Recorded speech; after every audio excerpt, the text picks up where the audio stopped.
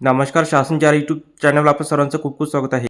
तर आताच्या घडीची सर्वात मोठी ब्रेकिंग न्यूज म्हणजे राज्य सरकारी कर्मचारी संदर्भात 4 अतिशय महत्त्वाचे शासन निर्णय निर्गमित. त्या संदर्भात वेबसाईटच्या माध्यमातून संपूर्ण अपडेट सहितपणे पाहूया. दिनांक 10 जून 26 रोजी राज्य अधिकारी आणि कर्मचारी संदर्भात 4 मोठे महत्त्वपूर्ण शासन निर्णय निर्गमित करण्यात आले आहे. कृषी व पणन विभाग.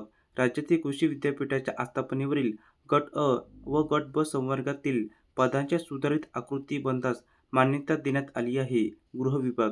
पोलीस महासंचालक यांचे उपसहाय्यक गट अ या पदावरून पोलीस महासंचालक यांचे वरिष्ठ उपसहाय्यक महासंचालक यांचे वरिष्ठ उपसहाय्यक गट अ या संवर्गातील पदावर पदोन्नती देण्यास मंजुरी देण्यात आली आहे.